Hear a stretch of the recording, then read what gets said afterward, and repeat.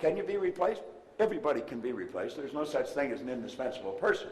There was a poem written on that one time about the indispensable man. It says, put your arm in a bucket of water, stick it in up to the wrist, pull it out in the hole that remains is just how much you'll be missed.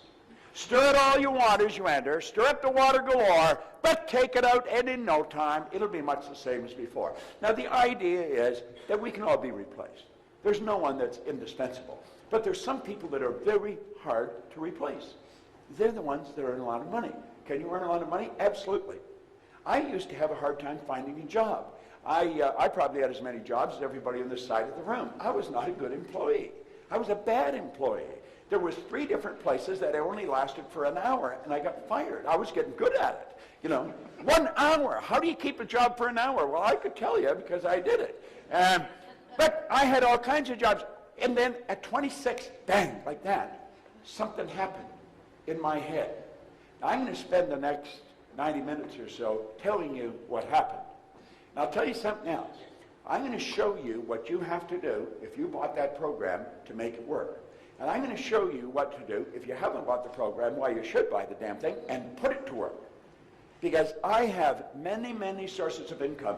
Way back around 1990, I was on a flight to Kuala Lumpur from Toronto. It's 25 hours in the air from Toronto to KL. If you go any further, you're coming back. It's as far as you can go, all right? Now, I play a game. I'll show you. Something tells me to tell you again. I carry this little calculator. This has got lots of miles on it. So I'll take it, and I reduce everything to the ridiculous. I'll hit 1, 2, 3, 4, 5, 6. Now I got a million, right? 1 with 6 zeros. Now a million, it seems like a pretty big number to most people. It does to me. And I play with numbers all the time.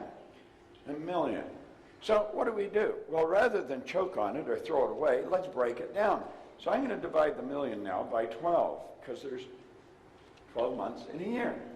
See, you can't think time and money at the same time, so I'm just going to think money. Now, I realize I got to do this 12 times. I don't have to do it once. Now I'm down to 83,333. Now, that's a lot less than a million, but it's still quite a bit, because now I got to do it every month.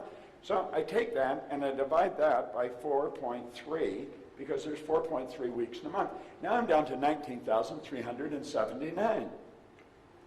But I got to do that every week. That seems like quite a bit. I'll divide that by 2. I'm reducing it to the ridiculous. Now I'm down to 9,689. Okay? It's still quite a bit. If I got to do that between Monday and Wednesday, and again between Wednesday and Monday. I think I'll divide that now by 86. And you say, why 86? I just arbitrarily picked it. I could have picked 68. All right? Now, I'm down now to $112.67. Okay? Let me ask you a question, Tina. If I could show you a simple way that you could earn $1,112.67 twice a week. Now think of what I'm saying. I got this down to $112.67. If I could show you how to earn $1,112.67 twice a week, would you give me the 112 and keep the 1,000? I'm going to show you how to earn $1,112.67. You're not going to have to work very hard. It's not too much effort. Would you give me the 112 and keep the 1,000? I think you would too. Now, you see, I don't have to think of how to earn $1 million anymore. I just have to think, what the hell can I get Tina doing to earn $1,112.67 twice a week? And when I've got that figured out, if she'll do it, 85 other people will do it, I get $1 million coming in. And all I've done is think. Is that a good idea? Yeah. Well, that's what he was talking about. This is it. Don't complicate it. You've got to keep it simple. Keep it really simple. Well, I was doing that on the plane, going to Malaysia. And then I wrote the million on top of a sheet of paper, 1 and 6 zeros. So I either work with words or numbers. And I thought, I'd earned $1 million back in the 60s. And somebody says, how'd you earn it? I earned it cleaning floors. I don't think it matters what you do. It's how you do it. And I got thinking, what's so different about people that are, so I thought of a few people I knew had earned $1 million, and I started to write their names down, and then I started to get excited about it because I figured it out. They don't have one source of income. He said multiple systems. I called it multiple sources. Bob Allen picked it up and called it multiple streams. But I was on the plane, and I got excited. When I got off the plane, I didn't pay any attention what time it was in America. I phoned Mark Victor Hansen down in Newport Beach, and I said, Mark, I got an idea. Let's teach people to earn $1 million. We'll put on a program last week. So anyway, he phoned Jack Canfield, and then we phoned Lee Poulos up in Vancouver. Yeah, we got a group of us together, and we did this 7 or 8 times. We all had our own companies, so we quit doing it and started doing our own thing again. And that's where the Chicken Soup for the Soul books came from. Now, do you know, I remember, it doesn't even matter if you're in the business, Hansen has this idea. He said, you know, we're going to write a book, and some girl over in Philadelphia said you should call it Chicken Soup for the Soul. And Jack came and says, Proctor, you got a lot of stories, give me some stories. And then Hansen said, we're going to sell 50 million of these by the turn of the century. And I'm thinking, you know, he's really smoking something. If you sell 1 million books, you're on fire. 50 million. Well, they didn't sell 50 million. They sold 74 million. They've sold over 100 million. Then they sold out to Disney for millions of dollars. It was just an idea. They didn't do anything. They didn't write the books. Somebody else wrote the books. They sent in the stories. Now, eventually, they started to pay them for the stories, but they never paid them for the stories in the first books. You see? Multiple streams. See, if you start thinking, that's what most people don't do. I spent 5 years working with Earl Nightingale. He said if most people said what they were thinking, they would be speechless. And I'm inclined to agree with him. You know, there was a great educator down in Kentucky, Dr. Ken McFarland. He said 2% of the people think, 3% think they think, and he said 95% would actually rather die than think. Now, you sit there and you say, well, everybody thinks. No, they don't. Start listening to the conversations that are going on. Listen, just in the restaurant. Listen to the people at the next table. It's obvious they're not thinking. They'd never say what they're saying. Stand back and watch what they're doing. They would never do what they're doing if they're thinking. There's people come in here and they'll say, that is one hell of a good idea. And they'll go home and start doing the same thing they did before. They won't act on it. You tell me they're on the internet. And I said, okay. Now, in every seminar, all kinds of people come up and they give you an idea. What they really want me to do is execute their idea. That's pretty common. At any rate, we put the idea together. I might have spent 2 days. But I didn't do it in 2 days. It would be a few minutes here and a few minutes there. But probably 2 days in the last year, and it has done $1 million in business. Simple idea, but it was done on the internet. Now, do you know, some of you are looking at what Sean was showing you, and you're thinking, there's got to be more to it. Well, he gave you in there. He pointed out that he didn't know how to do most of the things that he was doing. Did you remember that? Do you know, Andrew Carnegie talked to Napoleon Hill, and he mentored him, and he said the accumulation of great wealth calls for power. And power is acquired through highly organized and intelligently directed specialized knowledge.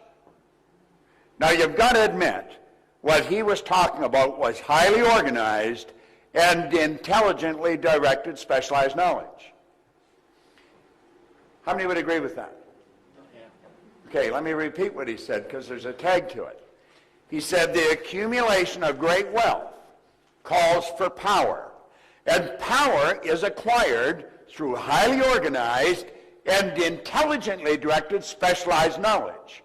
But the person who accumulates the wealth does not have to be the one that has the knowledge. Now, I have earned millions of dollars. I went to high school for 3 months. They asked me to leave. I was not at all disappointed. In fact, I was probably happier than they were. I never went back to school. I had absolutely no business experience, and yet my whole life changed on a dime.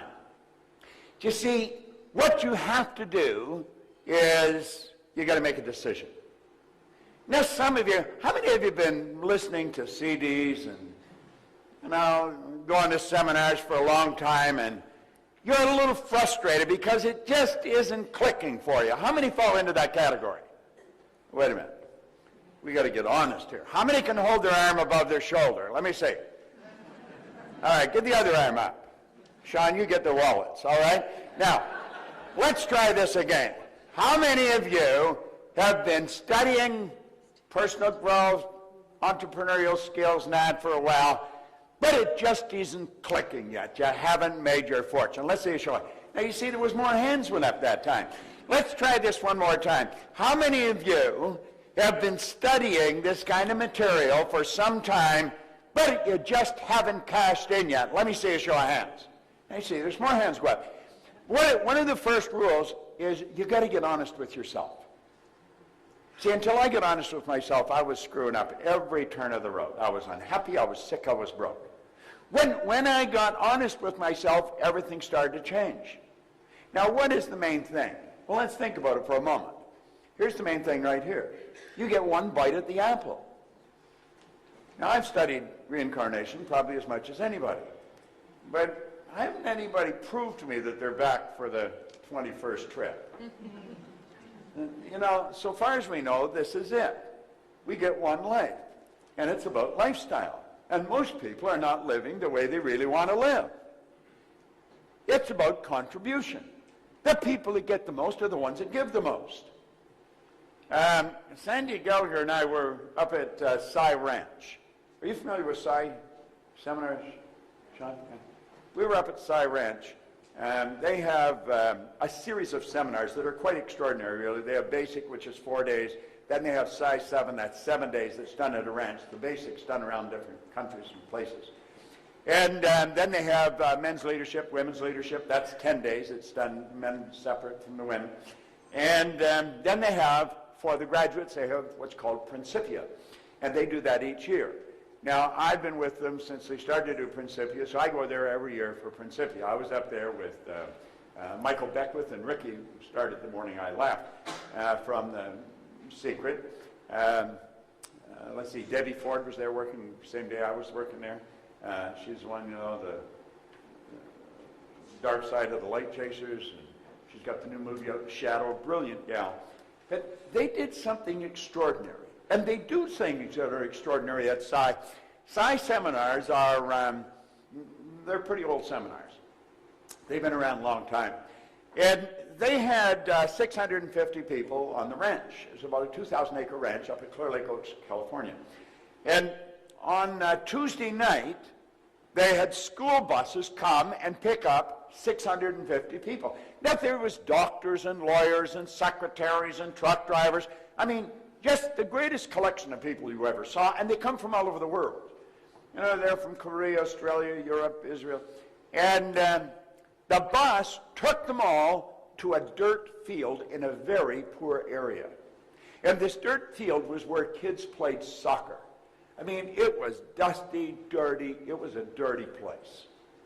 And now a soccer field's a pretty big field. 2 hours and 16 minutes later, that field was sodded. The lady that owns Psi Seminars, Jane Wilhite, she strategized the whole deal, and it was phenomenal watching this happen. It's on film, and I'll give you an opportunity to watch the film. I'll tell you later how you can do this, and a letter about it, because the next day there was a big write-up in the newspaper. I mean, this was pretty incredible to sod a field in 2 hours and 16 minutes, and it was all volunteers. There's the doctor working next to the secretary and so on. And that whole place was done. Now, I want you to imagine the next morning when these poor little kids come running back to school and the whole field's carpeted with nice green grass. Do you know, that's going to impress them. They're going to remember that for as long as they live. That'll never leave their mind. And then it's impacted everybody in that neighborhood. Everybody that read the paper. Here I am in Dublin, Ireland, not a week later, and I'm telling you about it. You're going to go tell somebody. And it was all because a lady marshaled the minds of 650 people and got them all to make a contribution. Now, the people that benefited most from this were the ones that were laying the sod. They had a phenomenal time. They had big speakers going and all kinds of jazzy music going on. I mean, it was incredible. Yeah, and I was talking to them when I was working with them the next day, you know, and the satisfaction they got out of this. You couldn't have bought the feeling that they got. So you see, it's not just about lifestyle, it's also about our contribution. It's really about how we spend our days. What did John say work was? It was bad. I mean, who wants to work? Do you know that working is the very worst way to earn money? It is. I'm not exaggerating. That's not just a cute line. Napoleon Hill said, if you are one of those people who believe that hard work and honesty alone will bring riches, perish the thought, because it's not true. He said, riches come, if they come at all, in response to definite demands, based upon the application of definite principles, and not by chance or luck. That's what John was talking about. That's exactly. Now, he said it many different ways, and he come at you all kinds of different angles, lots of slides, but that's exactly what he was talking about. Now, there's a law of compensation, and that law is very clear. It's very clear. And most people never learn it. 1% of our population earns 96% of all the money that's being earned. It is absolutely absurd when you look at it. Yet, if a person wasn't familiar, they'd say, well, I don't believe that. Well, don't believe it. It's still true. Most of what we do believe is not true. We believe that you should go to work to earn money. That is the very worst way to earn money. You should go to work for satisfaction. You provide service to earn money. Now think of this for a moment. The law of compensation says the amount of money you earn will always be in exact ratio to the need for what you do, your ability to do it, and the difficulty there is in replacing you. Now, let's start doing the same thing they did before. They won't act on it. You tell me they're thinking? See, the truth is most people, until I was 26, I don't think I originated one thought. Now you say, well, everybody thinks. No. Don't confuse mental activity with thinking. There's a big difference. You've got 5 senses. They're like antennae sticking out of your conscious mind. And your consciousness is picking up just an enormous amount of information. Just whoo! It's flying into our consciousness. So the mind's always busy. Usually doing nothing. Take a look at the results most people get. If you're having a money problem today, you were probably having a money problem a year ago. If you're having relationships problems today, you probably were a year ago. Most people, their life doesn't change. You go right from the cradle to the casket, and they never really make it happen. You know, when their heart stops beating, it's a formality. They never really lived. Now, listen, I've studied this longer than most of you have been living. And I'm a pretty curious guy, and I'm pretty observant. And that's exactly what happens. Now, I'm going to show you something about this program later on. This is Begin Thinking into Results. Now, you get a flyer on it there, and I think it's 800 and some euros. I'm going to change that to 395 euros. I'm not going to change it again. If you come and say, could I get it for 295? The answer is no. It's 395. That program will change your life faster than anything. Now, if you really want a winning combination, get that, go buy that system, and then go home. And if you turn your television off, quit talking to anybody, just listen to what they're saying. Get into all their tutorials. Study everything they've got. Set a goal that you're going to pick up €1 million in a year.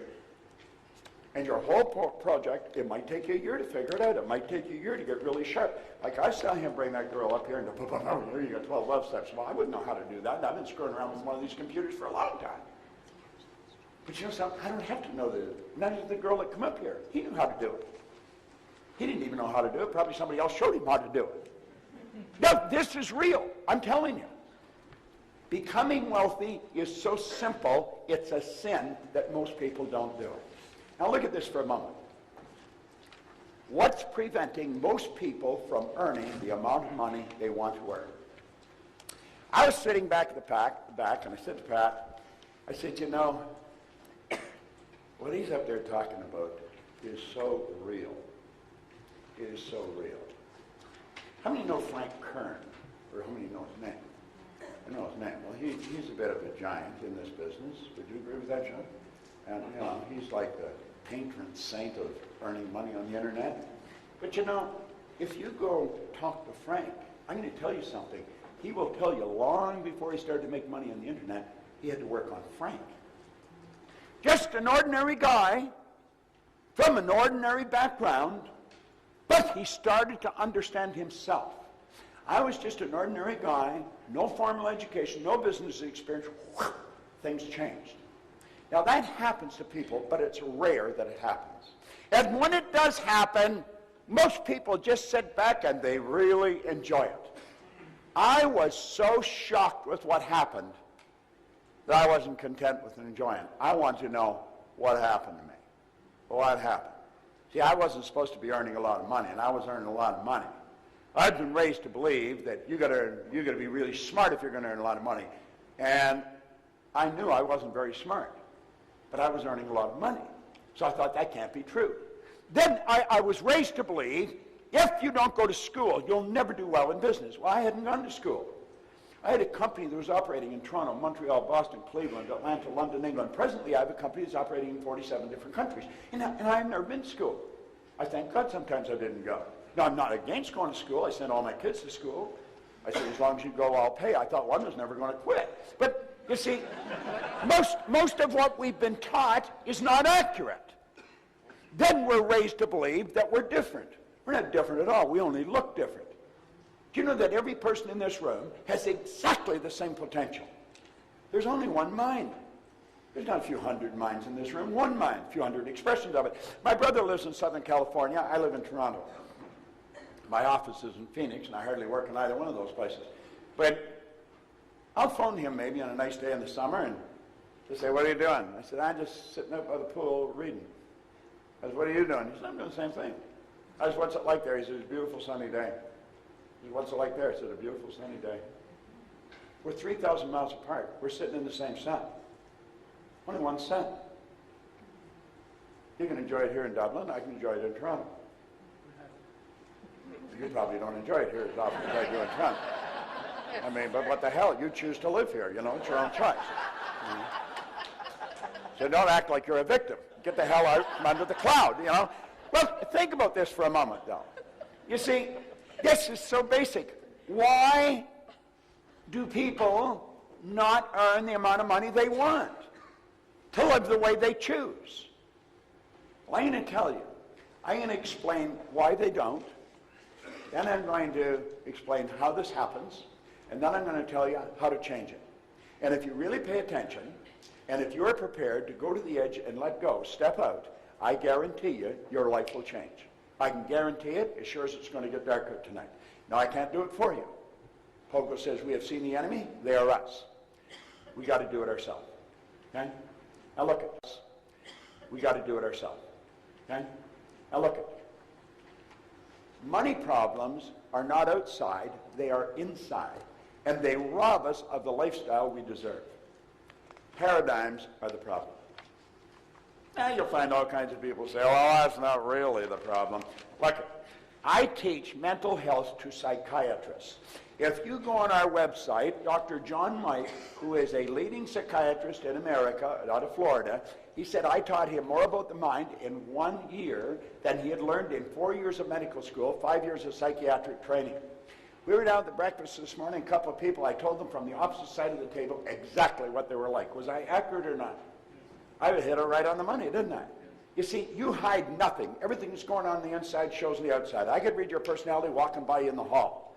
And I know exactly what you're like. I know exactly how to sell you. Should I sell you fast and emotional, or should I take my time with lots of facts and figures? How do you learn that? Well, you develop the awareness. You develop the awareness. Most people are programmed never to do that. Now think about this for a moment. This is so basic and it's so simple. Most people say they understand paradigms. However, their income and lifestyle state otherwise. If a person understood what's causing them to have the same problem over and over and over again, unless they were completely idiots, they would change it. Yes, see, we're not idiots. But we still have the same problem over and over and over. Why? We don't know why. Do you know, I went into the Prudential of America. It's the largest insurance company in the world. The largest insurance company, or was at that time. They spent millions on training. They did not know why their top people were their top people. Now, I looked at them and I said, I can tell you exactly why they're their top people. And I can show you how to get the other people to do what they're doing. Naturally, they listened to me, even if they thought I was nuts. There was an outside chance maybe I knew what I was talking about. And the truth is, I did know what I was talking about, and their sales went up by hundreds of millions of dollars. In fact, there's a retired VP that works for our company now, Paul Hutsey. He said, Bob, I think you raised the sales there over $1 billion. And all I did was teach the people why they're doing what they're doing and how to change it. And sales, whoop. I've gone into schools where there's kids that are struggling. Some of you have kids that are struggling with grades in school. How many got a kid that's struggling with grades in school? Let me see a show of hands. Everybody's got really intelligent kids here. Well, you know, I can show you why, and the reason they're telling you is not the right reason at all. They'll tell you it's IQ, it's this or that. It's paradigms. If a kid has a problem, let's say in mathematics, what do? We cram. Get in, cut off TV, no girls, no boys, no nothing. Just study. And they go to school and they have a test and the marks improve.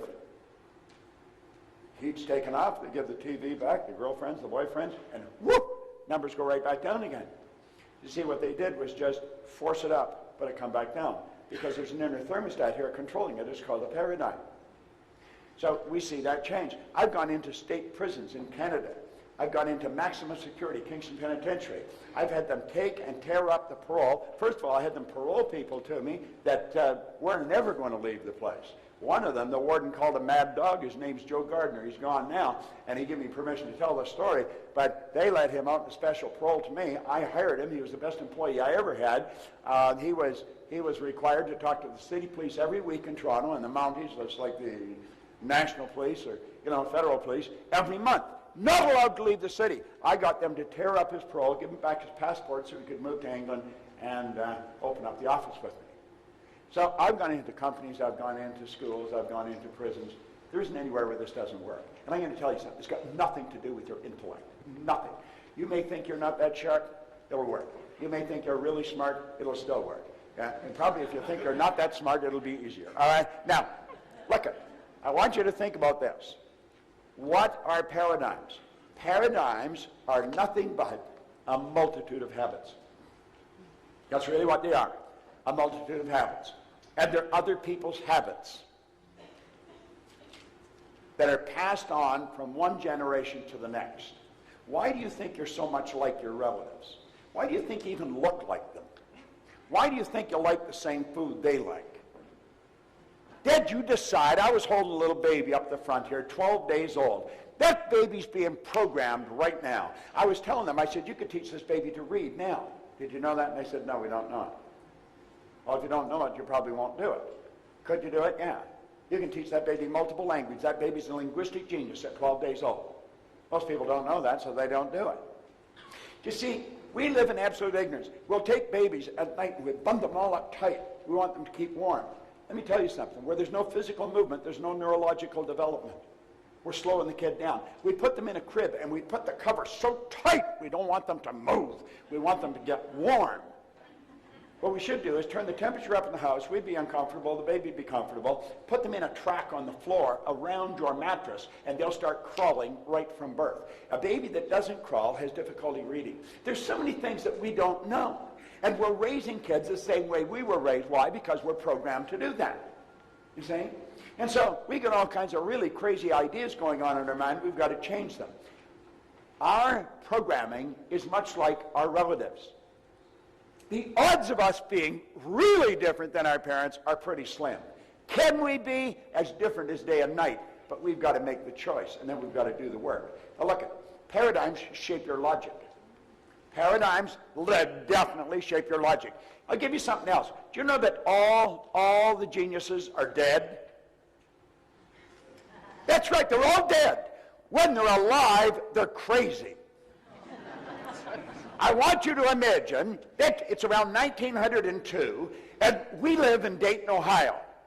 You live on one side of the rights, I live on the other side of the rights. Now, the Wrights have two boys that fix bicycles. And what are they going to do? They're going to fly. Yet, so we'd be having dinner, and we'd be saying, I'm telling you, those kids are going to kill themselves. Then when they got the plane off the ground, people said, well, they were only up there for 12 seconds. Wilbur said to Orville, we not only got up there, we kept the damn thing up there for 12 seconds. How about the world? For years we believed it was flat. I mean, it's the only logical explanation there is. I mean, how would people live on the side of it? Forget the bottom. Think about it for a moment. That's logic. It's illogical for you to believe that like that, by following some simple instructions, you could earn more money every day than your parents might have earned every month. It's hard to buy into the idea that you could actually change your income where you start earning every month what you've been earning every year. I was on a program in Lima, Peru. I flew down there. I was there for an hour and a half, got on a plane and I left. I earned more money than I would have earned on the Toronto Fire Department in 12 years. For an hour and a half. I've got to go over to Bucharest. I will earn more money at that gig in Bucharest than I would earn in 25 years on the Toronto Fire Department. That's where I was when this all started. Now think, what happened? I started to do things that were totally illogical. Totally illogical. How'd that happen? Well, for a long time I had to say I don't know, but now I do know. If you're not prepared to do things that are illogical, you're not going to go any further than you're going. Your logic has got you wired where you are. It's totally illogical for a person that's on a job for 14 years just to up and quit. Doesn't, my God, what are you going to do? I'm going to start to live. Get out of my road. Think. Do you know that our paradigms literally control how we use our time? Do you know that I'm going to start to live? Get out of my road. Think. Do you know that our paradigms literally control how we use our time? Do you know that we all get exactly the same amount of time? There's no one that gets any more time than anybody else. The hobo that's sleeping on the street, they get as much time as the industrialist that's, one of the most successful people on the planet.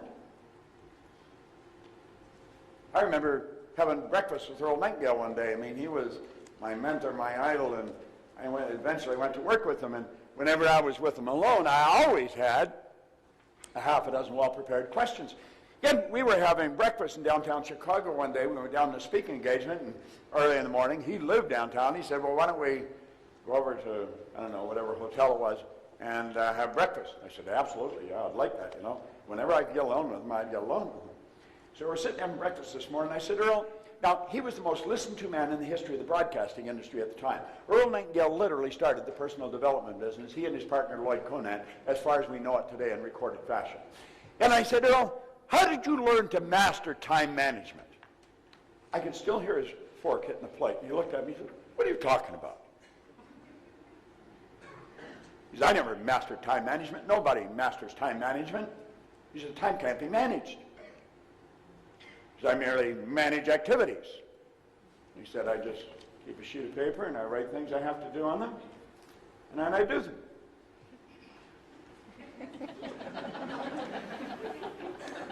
I said, is that it? What the hell else would there be? That morning at breakfast, I probably learned an idea that was worth millions of dollars to me. If I have something to do, I just write it on a little sheet and I do it. Somebody asked me what I do with my spare time. I don't have any. I don't have any spare time. Andrew Carnegie was the wealthiest man in the world. He spent half his life earning money and the other half giving it away. Napoleon Hill asked him that. He said, I don't have any spare time. I don't have any free time. He says, free time, spare time is a waste of time. And he said, you only get so much.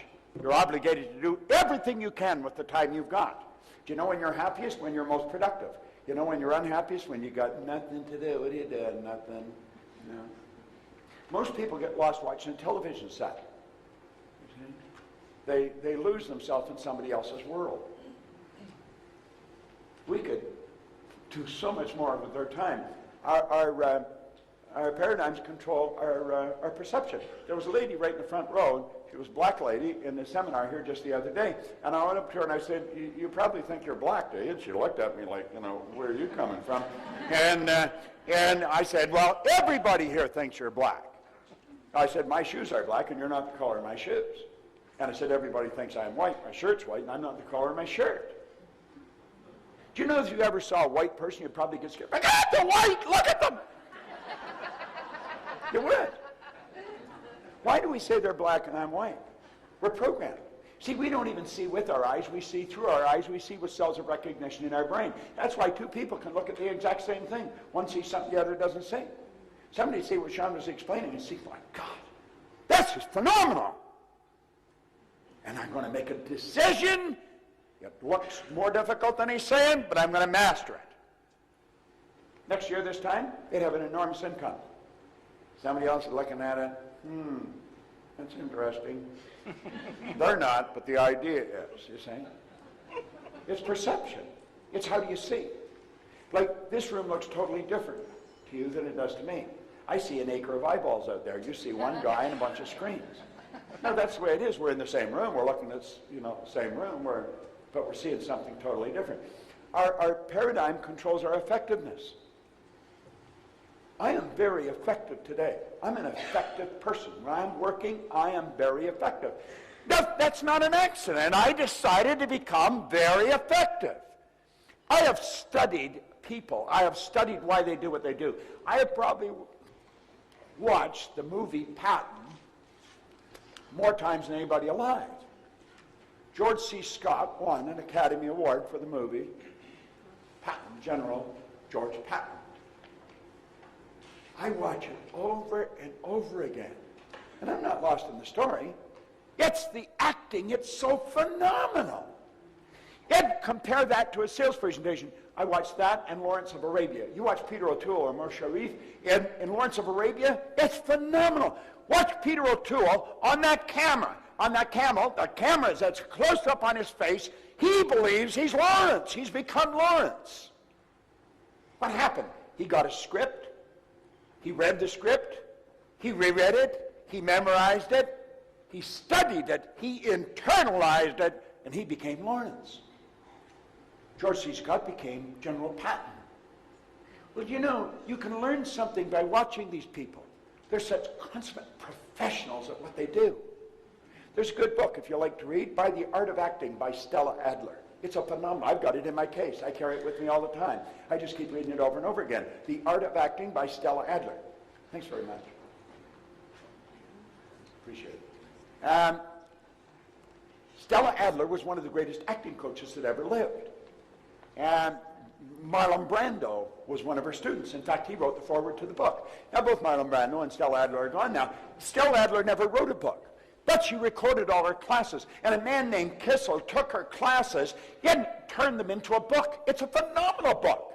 As you start studying this, you'll realize this is about living.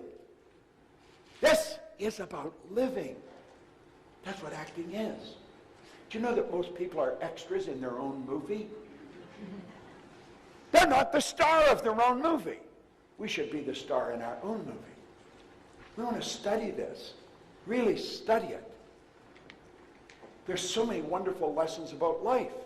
And you start to look at what you're doing, you say, how good am I at it? Am I really a pro at this? You're supposed to have a guy here, he was here last year, Chris Guerrero.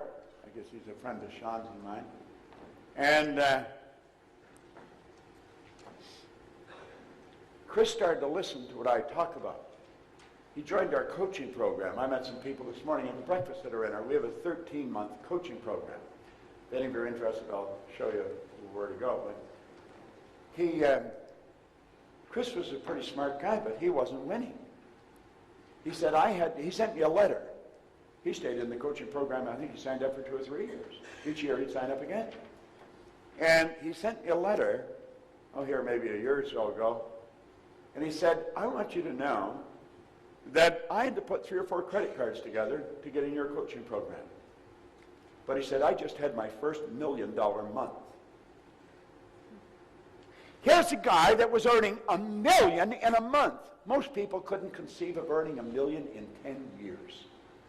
Why? It boils down to effectiveness. Chris started to learn things about himself, and he started to become more effective. Now, our paradigm controls our productivity. If your productivity translates into income, does that mean that you can only earn so much that you're trading time for dollars? No. You saw what he was showing you. Set up affiliate sites. Sell stuff for other people without ever even talking to them, and they mail you checks. You know, the postman should never pass your door without leaving you a check. See, we can do this. Now, when I first started to study this, if somebody had suggested this to me, I thought, this guy's smoking something. You know, he's got shiny shoes and a fast time, but it doesn't work. But see, the truth is, it does work. I found that some of the most brilliant people in the world are broke. Yeah, and I've also found people that are functionally illiterate, that could neither read nor write, are worth millions.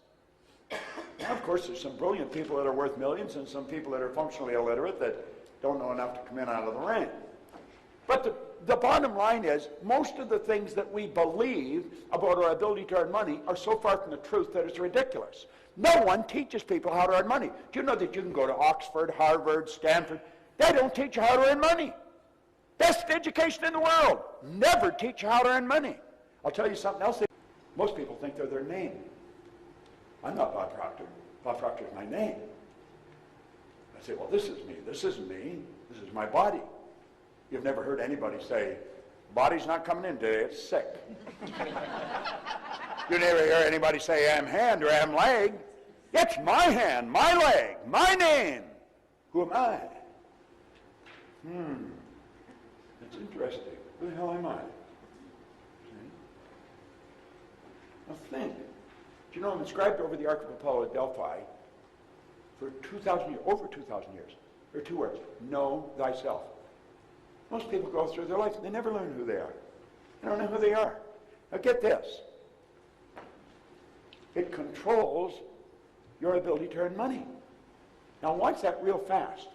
Because when bad news hits like we're hearing now, most people lose complete control, they stop being effective, and bango, the money shrinks. And they're blaming it on the economy. I'm planning for this to be the best year I've ever had in my commercial career. I could have a bad year. I can have a good year. I rented a cruise ship. I took 3,000 people on a cruise 3 years ago. And we earned a few bucks and we had a great time. Got a lot of business. So I thought, man, I'm going to do this again. So I did it again last year. I lost $2 million. Now what I learned, don't take people on cruises. I'm not going on another cruise. Unless I just go myself, I'll buy the best cabin they've got, I'll put my feet up and really enjoy myself, and it'll be a lot less than $2 million. And I won't have to work at all. See, I was wandering into an area I knew nothing about. What we want to do is pick our niche. Then get so good at it. And understand that paradigms control our life. Now, when I say paradigm-wise, paradigms are a multitude of habits, and get this, they're other people's habits that we inherited. You can blame whoever you want for being who you are because you probably didn't do it. But understand this, they give you the best they had, they couldn't give you what they didn't have, and you are responsible for changing it. No one can change you but you. If we want to cry over what's happened in the past, go ahead. It ain't going to do you any good. You want to take it on the chin and say, I'm going to change. Can I change my paradigm? The answer is an emphatic yes. Now get this. When we know we can change the paradigm, and the paradigm's controlling our life, this is what the win is. You have hope. When I first got this, I didn't have any hope. When you have hope, you have no hope, you have no options. There's all kinds of people within walking distance of this hotel right here in Dublin that have no hope. They have absolutely no idea how they're going to even make it, let alone win. And I'm going to tell you something. They're not stupid people. They're programmed to live the way they're living, and they don't know how to change it. And they think they're stuck. I was one of those people. And I had a guy sit down with me when I was 26, and he taught me the lesson about the birds and the bees, not the ones that Mom or Dad try and tell, the real ones. And my whole world started to change. You see, I hadn't gone to school. I was earning a little bit of money and I owed a lot of money. I had no business experience. I had dumb jobs. I even had a bad attitude. I mean, there was absolutely no way that I could win. And he sat down and he showed me something. And from that day on, my life changed. I got to get something and show it to you. I never brought it there. Hold on. Where's it? There. Here it is.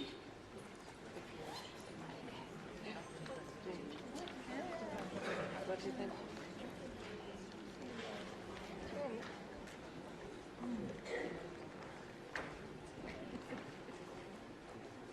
I got a big elastic around this book. And this is what he gave me. I've been reading this book, this copy, since 1963. It's literally fallen apart. This is Think and Grow Rich by Napoleon Hill. Next weekend, I will be speaking, I'm one of the speakers, at the 100th anniversary of the Napoleon Hill Foundation. Johnny Asraf, Mark Victor Hansen, there's a bunch of speakers on the program. Nick Halleck, somebody's from Melbourne. Who's from Melbourne? Somebody was from Melbourne. Nick Halleck is a guy that took one of our programs and he earned tens of millions of dollars. He just spent $30 million to become an astronaut in Russia. He's been on a little submersible down parked beside the Titanic. Very few people have ever been down there. Only 3 people can go down. It costs you a small fortune. He's been on the top of mountains, run across deserts. He wanted to find out what we are capable of doing. And he thanks me every opportunity he gets for waking him up. Well, I thank Ray every opportunity I get for waking me up, because he got me reading this book and my whole world began to change. That's when I realized I had hope. Now here's the beautiful part about hope. When you have hope, you have options. Do you know the beautiful part of this program? You should thank Pat and Donna and Gary for, in fact, let's give them a hand, because they, they're the one that put it together. Okay? Now think of this. What this program is doing over 2 or 3 days, it's making you aware of options. You have so many options. We're creative beings. We're capable of doing great things. And most people don't. Now there, you can't see the red very well. My heart. I'll tell you a true story. I read that book. I set a goal of having $25,000. He said, write what you want in a card. I've got cards for everybody. If you haven't got one, you can get one in the back of the room. A gold card. Put it in a plastic sleeve so you can carry it loose in your purse or your pocket. I had $25,000. That's what I wanted. I didn't even know anyone with $25,000. I was on the fire department. We'd had to sell the trucks to come up with that kind of money. But that was the goal. Well, I started to think about earning money, and I quit thinking about debt. If your goal is to get out of debt, you're going to stay in debt forever. You say, but my goal is to get out of debt. I don't care. I don't care if it's get out or get in. If you're thinking debt, you're going to attract debt. You've got to set up an automatic debt repayment program so you don't even think about it, and it's looked after, and then start thinking about prosperity or wealth. So I had this goal of $25,000. I started to think, somebody said, there's good money cleaning floors. I said, I'm not proud, I'll clean floors. So I scratched around. I got somebody to lend me $982, is what I needed, to buy an old floor machine, some buckets and mops, and I got one office to clean. Canada starts on Comstock Road in Toronto. I washed the floor twice a month, $15 a time. Then I got another office to clean, Kirby's Construction on Wicksteed Avenue. I got $65 a month. Now I'm up to $100. $95. Man, I thought I was dying and going to heaven. I was only earning $400 a month on my job. Pretty soon I was earning $1,000, then $2,000, then $5,000. I thought, wow. Now the chief was only earning $11,200 a year. I went past that in monthly income, and I was still afraid to quit the fire department. That's how false security's got us wired, you see. Well, at any rate, I thought the answer was work harder. One day, I woke up, and I looked up, and there's a great big cop looking at me. He was huge. Then I noticed there's lights flipping all around, and then I noticed a crowd of people. And I was scared. I was regaining consciousness. I had literally passed out from exhaustion on the street. I thought the answer was work harder. I guess people thought I had dropped dead. They phoned cops and ambulance and everybody. Well, finally, it was a scary situation. I finally regained it, and I said, I'm not going to the hospital. They had stretchers, everything there. I said, no. And I finally got away from them. But I got away, and now I wasn't very bright. But I wasn't a complete imbecile. I thought, there's something wrong with what I'm doing. I was never home. I was working night and day, and I worked to the point of exhaustion. So I got off by myself, and it was like a little voice in my head said, if you can't clean all of them, don't clean any of them. So I got all dressed up. Some people accuse me of sleeping in a suit. I wear it for a reason. I didn't want to clean the offices. Now, I'd call around and check on people at night. They wouldn't expect me to help them if I was all dressed up. I knew they were tired because I had cleaned offices. I got tired. So I'd bring them coffee and donuts or something, then I'd go and check on somebody else. And in less than 5 years, I went from just cleaning offices in Toronto to Montreal, Boston, Cleveland, Atlanta, London, England. Took off like a rocket. Millions of dollars. I leveraged myself. That's exactly what he was talking to you about. Leverage yourself. That's what you can do on the internet. Now, don't let the fact that you don't know the internet scare you. It doesn't need to scare you. Anything scares you if you don't know anything about it. Understand you don't have to know all about it. There's people that will do stuff for you. I don't know hardly anything outside of what I'm doing. I've got wonderful staff of people that work with me. Now look at, he said, it's exciting as well as provocative, but it gets even better. Quantum leaps come without apparent effort. As you get into this type of thinking, your mind goes there.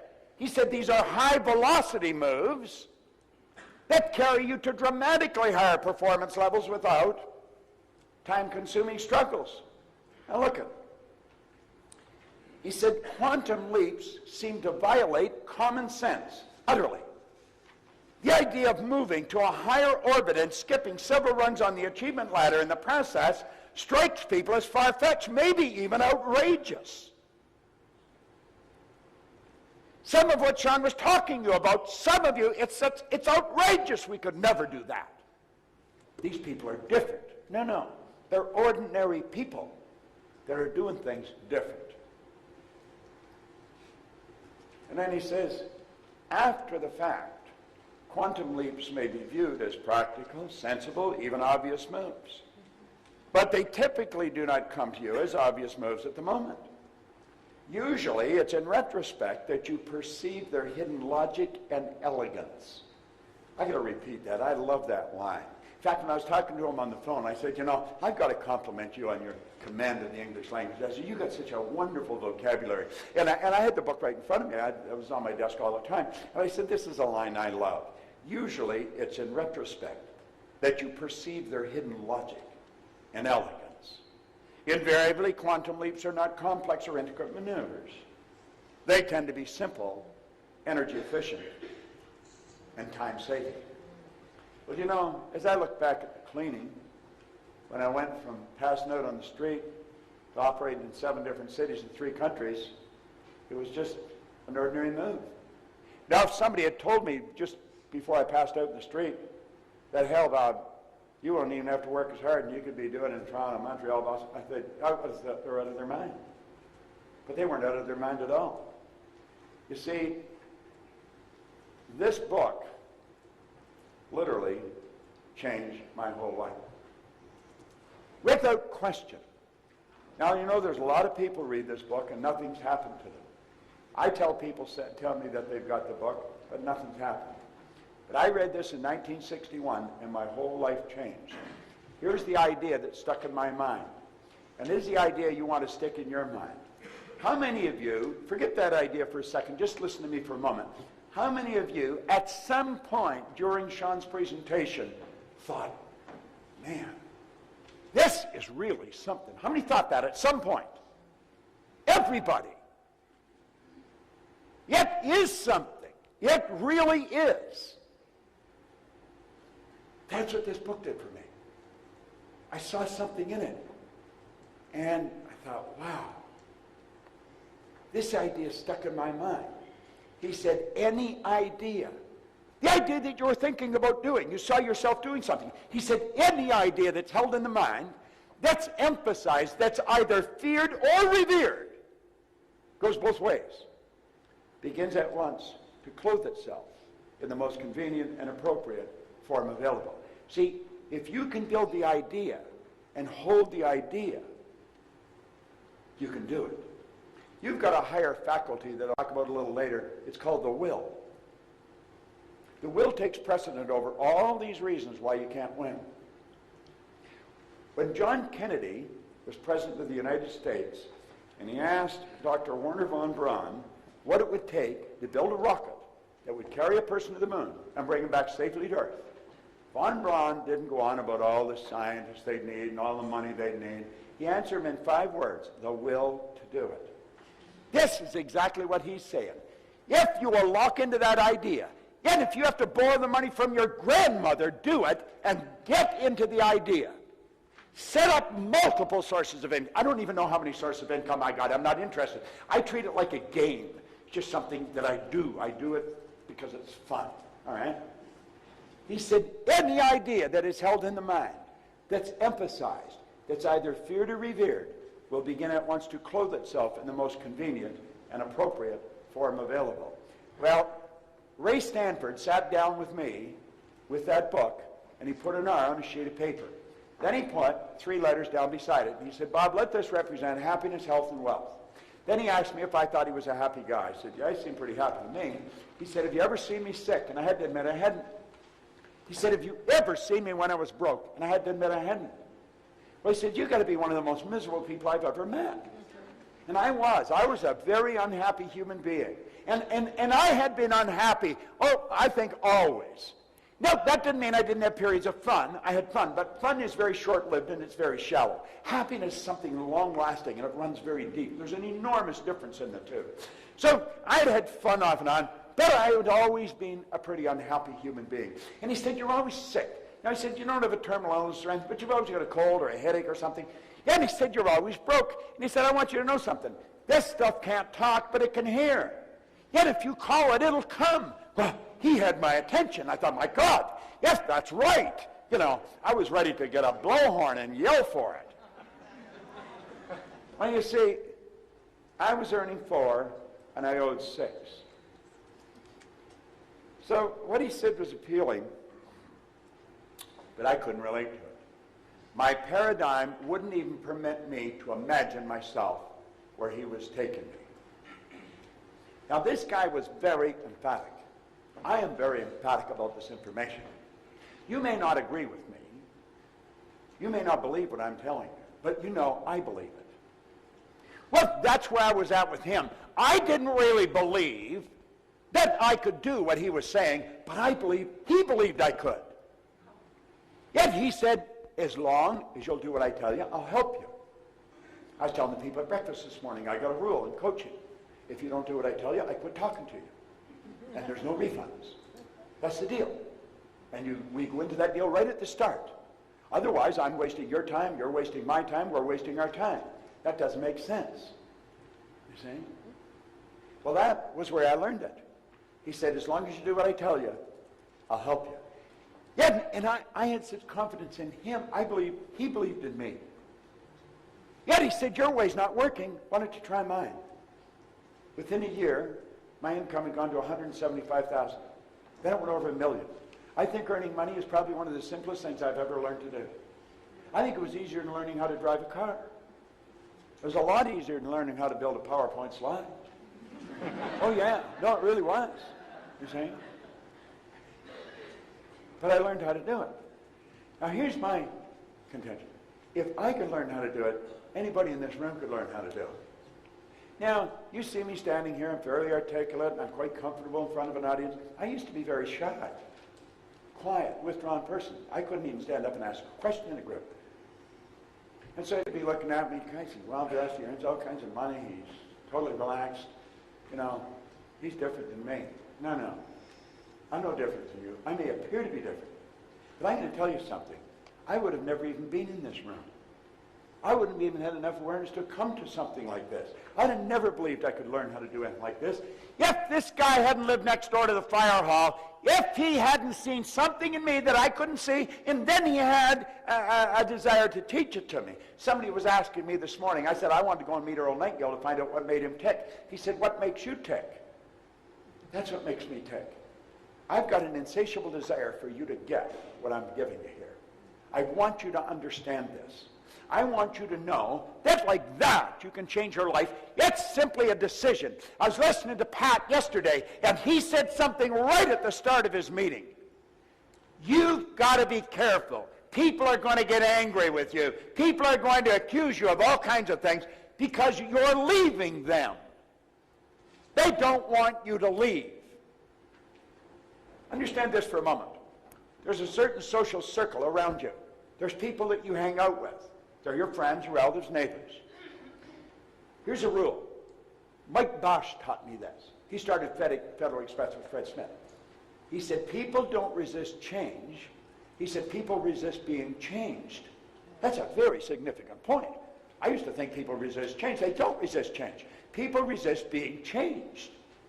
Well, you see, when you start on your path, and you're going to build the business or build businesses, you're going to change you, you're going to leave them. Oh, it isn't a quick divorce, but you're going to drift away. You're not going to have the time to sit and talk about nothing anymore. You've got more important stuff going on in your head. They don't want you to leave. You are forcing them to adapt to your absence, and they're fighting it. Now, it's a bit of a paradox because if you wired them up with a polygraph and said, do you want Harry or Betty to win? They'd say, of course we want them to win. But if you got into their emotional mind, we don't want them to leave. They won't talk to us. I hardly ever see them anymore. They got that great big car. Who do they think they are? What the hell do you expect them to do with the money? Bury it in the yard or something? Okay? They don't think. Well, that's what happened. My life changed. I immediately began following Napoleon Hill's teaching. I am a dyed-in-the-wool convert. And I decided, rather than copy the dummies, I was going to copy successful people. I remember one day, I walked into a bar, and I picked up a drink, and I looked at it, and I looked around, and I thought, they're all bums in here. And they were. Then I thought, my God, I must be too. I'm always here. Then I put that glass back down, and I said, I am never coming back, and I'm never going to pick that up again. And I never did. That was a long time ago. And you know, none of those guys have phoned to see if I was ill. I don't even think they know that I left.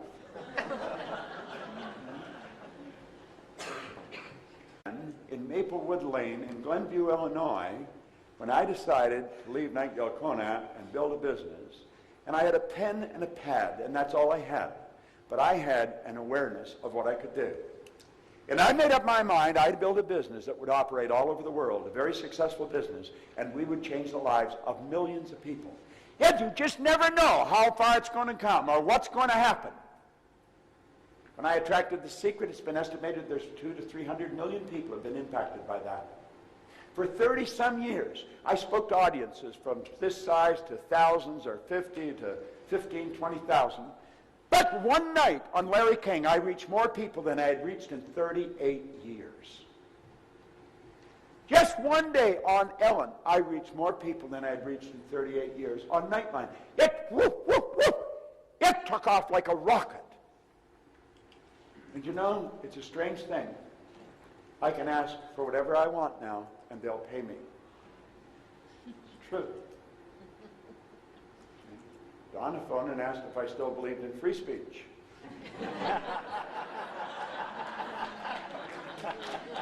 I came here because Mark Victor Hansen and Chris Guerrero phoned me from here last year, and they said, Proctor, you got to come over here.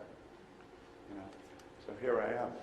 But I decided I was going to follow his vision. And you know, he had great friends. This is one of his friends. I like what Edison said. He said, if we all did the things we're really capable of doing, we would astonish ourselves. I think it's time we astonished ourselves. What do you think? Yeah. I think so. Then he said, you got to have meaningful friends. Well, here's his mastermind group. He had Edison, Ford, Firestone, Hoover. Who are your mastermind partners? I was talking to one of the people that was in, I forgot your name. Amen? Amen. Amen. Do you know what that means? Amen is translated from Aramaic. It means sealed in God. That's why when you say a prayer, it's sealed in God. All prayers are answered. It's that most people are wishing. That's what that means, sealed in God. That's a great name. Anyway, I was talking to Eamon today. He's in the second year in our coaching program. He's following Chris Guerrero's steps, I guess. And he said the mastermind group that he's in is phenomenal. You've got to get in mastermind groups. We set up mastermind groups. In fact, where I put it. I got it. No? Okay. Find it. Did I drop something? That's what I'm looking for. Where's Stephen McGowan? Well, just walk slowly up around the front of the room so they know what you look like. You're not a bad-looking guy. You shouldn't hide away back there. You sound like church. You got to get in early to get a seat at the back, don't you, Steve? All right. All right. Come over here. Now, if you want any information on our programs, or if you want somebody coaching you in one of our programs, there's a guy to do it. He has gone through our training. He's a certified consultant with our company. And if you want to, it's Steve McGowan at lifesuccessconsultants.com. Is that it? That's it. Good. Thank you. Go to work. All right?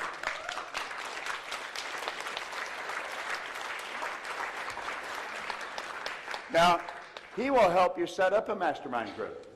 He'll show you how to run a mastermind group. And if you want to make headway, do that. Mark Victor Hansen and I have been mastermind partners for over 25 years. I don't know what he's earned on it, but I have earned millions of dollars in my relationship with him, and I think he'd be quick to tell you that he has with me. I can just think of a couple of ventures where we both earned a few million, and we didn't really do very much. But it was the association of bringing the minds together, and that's what happens. That's what masterminding really does. Now, Dr. J.B. Ryan said the mind is the greatest power in all of creation. You know, being featured in The Secret was nothing but a direct result. First of all, that was an attraction. I attracted that. A lot of people think I made The Secret. I didn't make The Secret. I got a message on my cell phone, and I recognized it. I thought it was an Aussie number, and I thought the woman's name was Glenda, but it was a garbled message.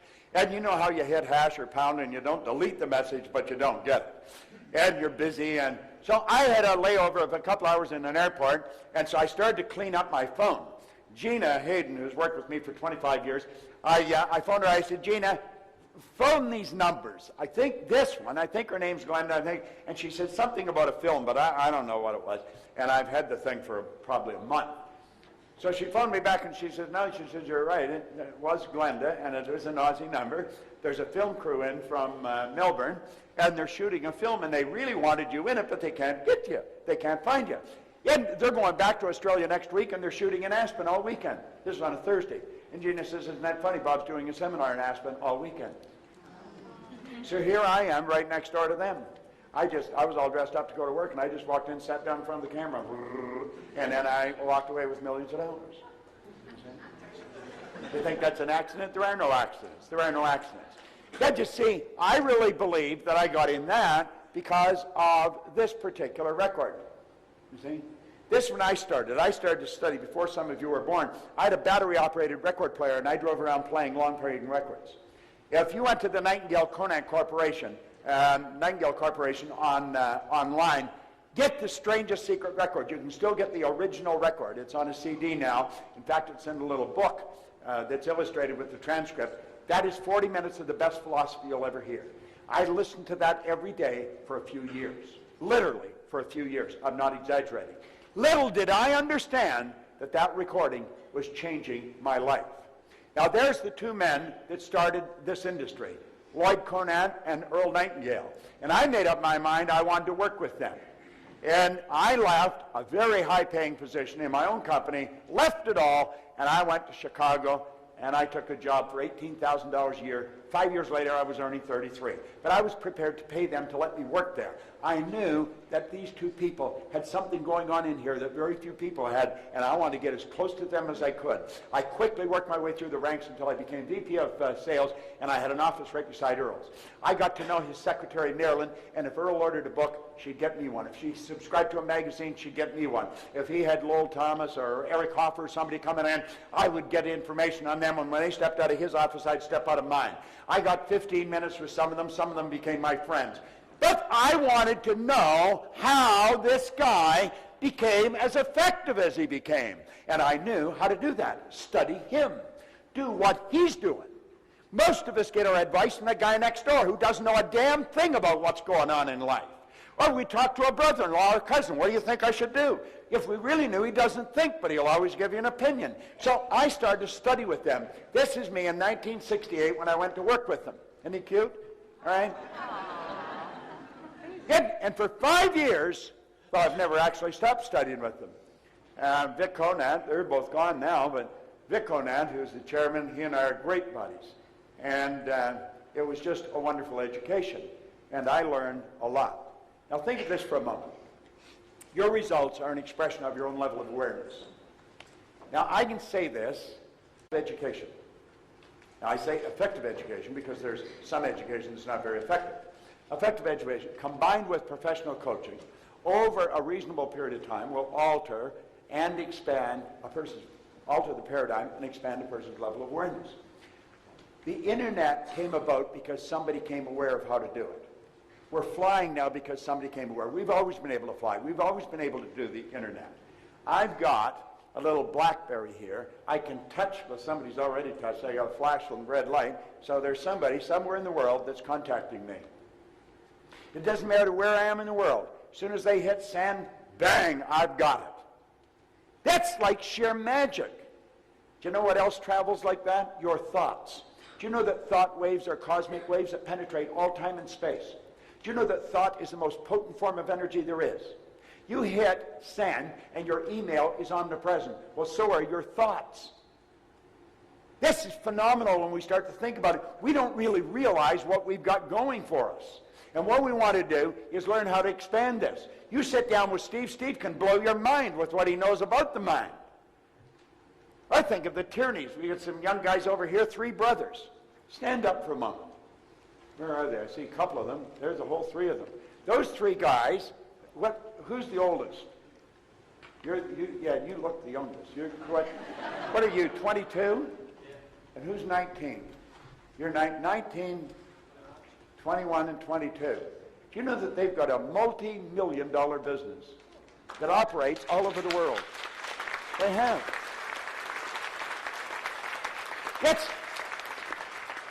They come in to a special coaching program, cost $30,000. They had to fly to America to come in. And I saw them come in, 19, 20, 21. I thought, what the hell's going on? And then they showed me what they were doing. If there's anybody here looking for a super business opportunity, you want to talk to one of these young guys.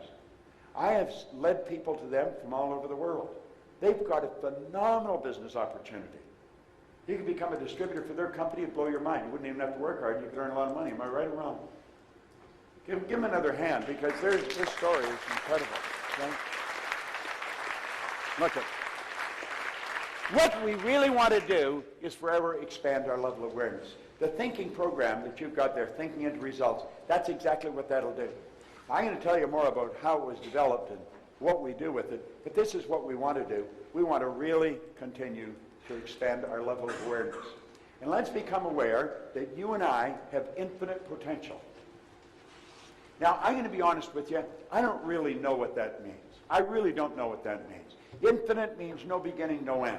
So my potential, there's no beginning, no end to it. No one alive can even guess at what I am capable of doing.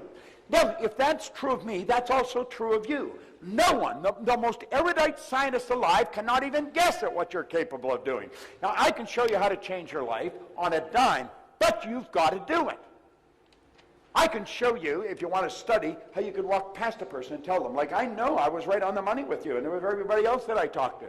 I can sit and look at you, I just walked by you and I know what's going on. You can learn to read people like a book. We've got mental faculties that can do that. You see, this physical instrument that we call a body is a molecular structure. There's a mass of molecules here and a very high speed of vibration. I want you to think. We call this Tina. No, Tina's her name, and that's Tina's body. But that's not Tina, and she's not Tina. So we have to say, what is Tina? This is a mass of energy that is so potent and powerful, you can photograph it. We've been able to photograph it since 1934. Semyon Kurlian, a Russian photographer, perfected photography. That's why we call it Kurlian photography, that can photograph the mass of energy. Well, do you know that the density and color of this energy can be photographed? But you know that you've got a mental faculty that you can pick that energy up and read it. Same with you. Like, I wouldn't want to try and get you to do it. What's your name? Eugene. Eugene? How are you? Are you with him? No. You're not with him. Well, I'd never want to get this guy to do something he didn't want to do. He's not going to do it. Now, if he told me he couldn't afford what I'm selling, I know what he's really saying is, you haven't made me want what you've got. I know this guy's got the money. He does not throw his money away. He's a good money manager. Now, you've got a very small side of you that's very quiet and shy. Hardly anybody knew that except this audience now, and you and me and God. Now, and you operate from the left hemisphere of your brain. Now, that little bit of shyness is right hemisphere, and that causes a bit of a problem. That's impulsive. The other side cuts in and says, you don't do that, don't do it. You go to make it impulsive, don't do it. And when you do it, you give yourself hell for doing it. Now, when you don't do it, the other side gives you hell for not doing it. If you want somebody to look after the money, get this guy. He's very organized. He'd be a good engineer, a good accountant, a good lawyer. What do you do? Strong manager. Manager of a community center. You're a manager, okay? Strong manager. He's going to control things. If we had a committee and I was elected chairman of the committee, he'd just take over and run it. I'd say, well, he shouldn't be running it. I should be running it, you know. But he just takes over. He runs things. He's the guy. Now, I know that I'm right on the money. If I was taking him out for something to eat, I'd take him where he get his teeth into something substantial. He may not eat a lot, but he likes meat and potatoes. You see, you could give me a sandwich and I'd be happy, you know. Now, you got a real mix in your personality. God, you must drive yourself crazy. You know, like where he has that little bit of shyness, you got a lot of it, you know. But you've also got a lot of that other, so that a part of you, whoa, let's go, and there's another part, no, don't go, no, don't go. And so you got, do it, don't do it, do it, don't do it, no, don't do it. And so you always do it, don't do it. I mean, you never know what the hell you're going to do. And you know, you're in a relationship. God, there's times when that right brain side, you're a lover. Man, I just want to hold you. Then there's other times, whoa, just like that, what the hell happened to you? She's as cold as an iceberg, you know. It'll be done this way. You see? That's very accurate, isn't it? Yes. Yes. It's 100% accurate. I could say, I know she's a woman and I know he's a man. You'll say, Bob, that's absolutely brilliant. Then you'll say, everybody knows she's a woman and he's a man. No, they don't. That little 12-day-old baby that I held doesn't know the difference between the male personality and the male body and the female personality and the female body. They don't know the difference. They have to develop the awareness of the difference in gender. The problem is, at a very early age, we put a cap on awareness, and then we want you to know that 2 plus 2 equals 4, and 4 plus 4 equals 8. And we're so much at the intellect that we got people wandering around with a ton of knowledge in their head, and they don't know how to do anything. You didn't even know how to handle that part of yourself, because you have conflicts going in there all the time. You're very good at things that are totally unrelated. You have a bitch of a time deciding what you want to do. You should do them all. You see, the one side of you is very creative, very expressive, and very sensitive, and the other side is very linear, like a good lawyer, accountant, engineer, you know, just totally different. You say, my God, how does I can read it in their face. I can just feel it right now. So thinking, how's he doing this? Well, I just look at you. I feel it. I just walk by. I could feel that in the dark. If I shook hands with you, I'd be able to do it. Why? Because everything about you tells that. You'll say, my God, you're psychic. Everybody's psychic. Understand what psyche is? Psyche isn't some funny word. Psyche is a Greek word for mind. You develop your mental faculties, you're going to develop your ability to do this. That's your intuitive factor. Everybody's got an intuitive factor. The intuitive factor is what picks up vibration. You pick up another person's vibration. It's going on all the time. You pick up the phone to phone somebody and they're on the other end. You say, oh my God, I just got to phone you. What a coincidence. No, it wasn't it at all. You just picked up the energy. They're phoning you, want to talk to you, you got it, you didn't argue with it, you picked up the phone, and they're there. You know, you'd be sitting in a restaurant, you're going to order something to eat. The other person's sitting there, there's about 3,000 things on the menu, and they order what you're thinking of. You think, how the hell did that happen, you know? That's called thought transference. You see, that's just sending messages through the medium of the molecule. That's what we do with these pictures. When I was a little boy, I saw my first television set. It was at the corner of the street in Toronto, Knappman's radio station. Mr. Knappman fixed radios. We used to listen to the radio. We used to watch the radio. We didn't just listen to the damn thing, we watched it. Listen, this is true. Some of you are old enough to remember this. You'd have a nice big Stromberg Carlson radio and a nice wooden case, stands up, put it in the corner, and all the furniture was placed so that you could look at the radio. What the hell's that about? I've got a sound system in my home. When I put a CD on, it follows me. It's all through the house. You don't have to look at it. The player's in the closet. You don't have to sit and look at it. Now think about this for a moment. How am I able to do that? Well, you develop these higher faculties. You've got infinite potential. Now think of this for a moment. You're a spiritual being. Most people say, oh, I'm having a spiritual experience. Is that right? You're having a physical experience. You're a spiritual being. Yet you've been gifted with something no other form of life been gifted with, an intellect. Do you know that you and I are the only creature that's totally disoriented in their environment? All the other little creatures on the planet, they're totally at home in their environment. They blend in. We are totally disoriented in our environment. And some people stay that way all of their life. They're always disoriented. Why? Because we've been given the ability to create our own environment. John was talking about it, but I was stubborn, you see. I was persistent. I said, no, I'm going to master it. So now I make all my own PowerPoint slides. I have fun making them, and I change them, and I throw them out every now and then. I get used to it. And if you want to copy them, you can copy them. Copy everything I got. It doesn't really make any difference to me, because I'm a creative being. I just make more of whatever it is. You see, you and I have an intellect, and the intellect is what gives us dominion over. Let's take dominion over our own life to start off with. Now, we know that if we can learn how to control our emotions, we're controlling our vibration. See, this molecular structure is a mass of molecules and a high speed of vibration. The trick is control the vibration. The law of attraction is based on the law of vibration. You want to attract, you better get in the right vibration. All I have to do is mentally pick the picture. I'll get in the vibration and I'll attract whatever I have to attract. But so do you. Most people don't know how to control themselves. Your brain is an electronic switching station. You can activate brain cells. Now, your brain isn't your mind, and your brain won't think. You think with your brain, but it won't think. It's reportedly got Albert Einstein's brain in a jar in Jersey, but it's not doing anybody any good because Albert's not with it. Well, you have a brain, and you can use it, and you use it all to the vibration you're in. When you do that, you change where you're going. Now, we either are going to control our emotions with our intellect, or our emotions are going to be controlled from outside, and that's what controls most people. They're controlled by their outside world. She upset me. He made me so mad. If the crash came and I blew it all up. No. You attracted everything you got. Now look at it this way. There's the spiritual side, there's the intellect, and the physical. Now this is the beautiful part. Now, I want the person that had the idea of taking something that Sean was talking about and think, damn, I could do that. I could learn how to do that. Who said that? Who said that to themselves? Hold up your hand if you said that. Now, wait a minute. How many can hold their arm above your shoulder? Your arm's getting heavy again, I can tell. How many of you? I know I was sitting there and I did it. If I did it, I'm sure you did it. How many of you thought, damn, I could do that? How many thought that? Okay? Now, hold your arm. Leave your arm up there. I never told you to put it down, yeah? Okay. See, you leave your arm up. You don't have to leave your arm up. Say, go to hell. I'm going to put it down. All right. Look it. Now, what are we going to do? We're going to activate our intellect, and we're going to tap into the spiritual world. Where is spirit? Spirit's omnipresent. Spirit is 100% evenly present in all places at the same time. What is spirit? Spirit's all-powerful. Spirit's all-knowing. Now think of this. All the power there ever was or ever will be is 100% evenly present in all places at the same time. All the power. You never have to worry about having enough energy. I was 75 a month ago. I've got more energy than most people 25. If I took you on the road, I'd probably wear you out and send you home.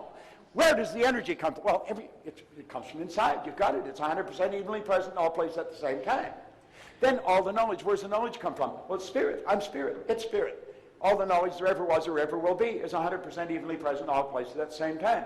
Where's thought? Thought's omnipresent. So thought must be of a spiritual nature. So what do? We activate our intellectual factor, we tap into spirit, we pull thoughts together, and we're starting to think into results. We pull these thoughts together, we take the idea that we sat there when John was talking, say, I am going to do that, and we hold that idea, and what did Carnegie say? It'll move into form through the most convenient and appropriate forms available. Now, if you don't know that, you'd go home and you'd say, you know, it was a good idea, that guy. What was his name? You know, it was a good idea. That was a good idea, you know. You should think about that sometime. Let me meet you down the pub, we'll have a beer, and we'll talk about it. After about 16 beers, oh, what idea? What was the idea? You know? Well, that's it. That's simple. Look at it.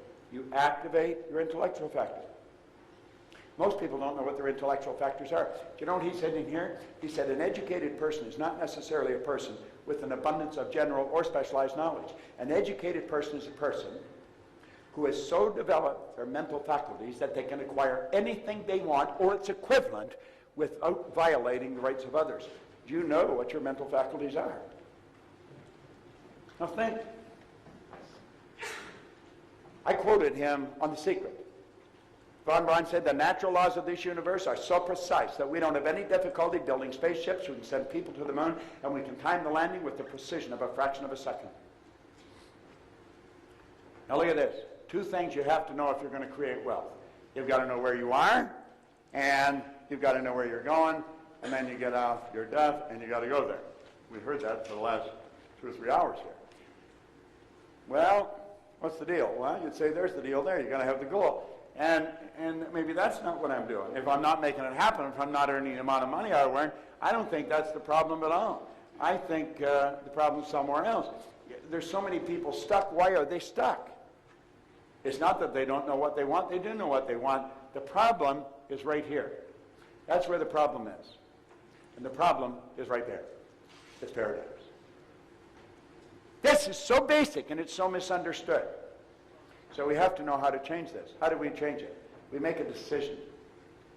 I want to suggest that you make a decision right here, right now, that you are not going to leave this room without a firm decision on exactly what you're going to do with your life.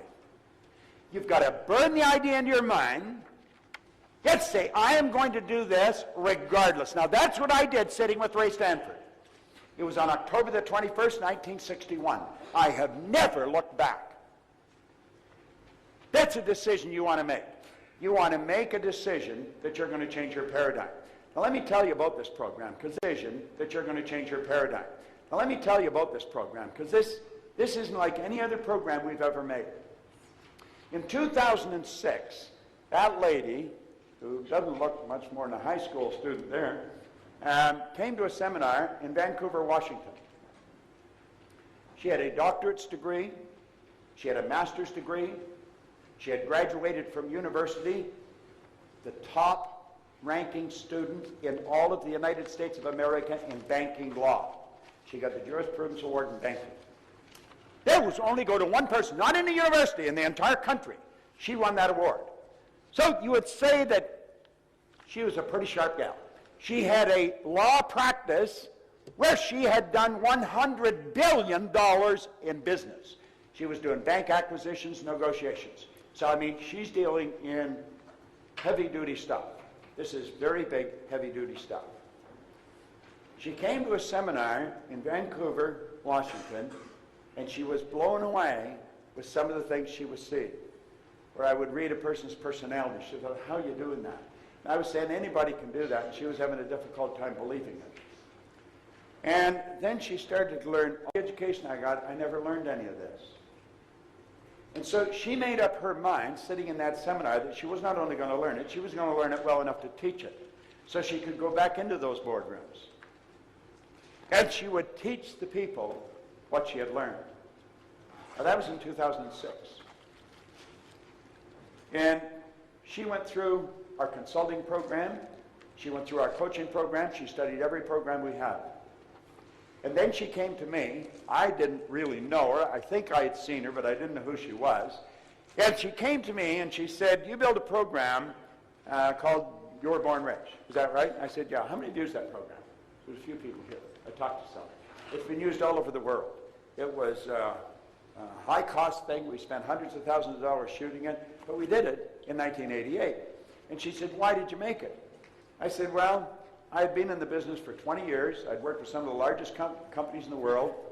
We got results that were just astounding. And so I thought I'd put it together in a very organized manner, and we would sell it for training programs for companies. And she said, well, that was in 1988. She said, that's 20 years ago. Next year's 2008. What are you doing now? I said, well, I don't know. I mean, I'm a busy guy all the time. She says, I think you should make another program, and I think you should do it with me. And I remember looking at her and saying, is that right? You know? So I started to do some research. And I found out who she was. And I found out what she had accomplished. And I was impressed she even wanted to do this. And so I made up my mind, yes, I'm going to do it. And she really put this program together. Now, she used all her material, and she used me. I did not make it. She made it. I was directed. I did exactly what she said. She says, you know how you teach this? She says, yeah, put this in here. Then put this in here. There's 12 DVDs. There's a participant guide there that's second to none. It itself is worth more than the investment you'd make in the program. And this is a phenomenal program. It's designed for the most top executives you can find, but she didn't want to lose it for the kids. So it works for the kids in school as well. And it is just absolutely incredible. When it first went on the market, it hasn't been out too long. There's one company that has 850 of their people using it. The results are astounding. They're getting results that are shocking everybody. There's another company, an electrical company in Phoenix.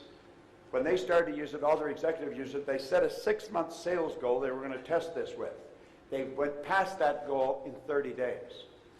The power in this is helping you understand you and how to change the paradigm, because that's where we're going now. I'm going to ask this young lady if she'd just stand up in the back of the room. I want you to give her a hand. Sandra Gallagher. Thanks. Thanks.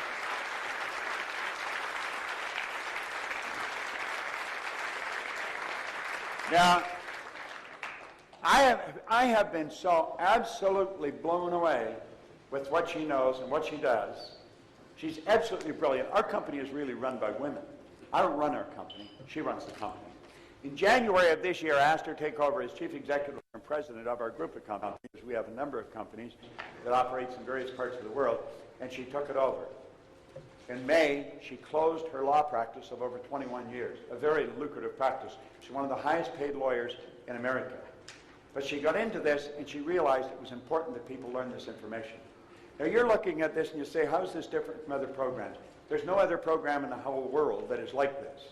First of all, I don't know anybody that really teaches what I teach. The people that taught me have gone. I am now teaching it to people to teach. Steve McGowan is one of those people. And we run classes. The next class is in January, and we teach it in Delray Beach, Florida. It's a week-long certification program.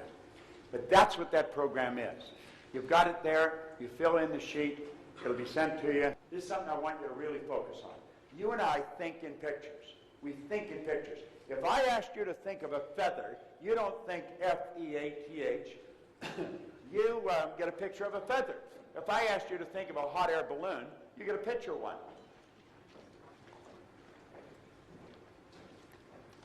Now, here's a question for you. What does your car look like? I want you to think of that for a moment.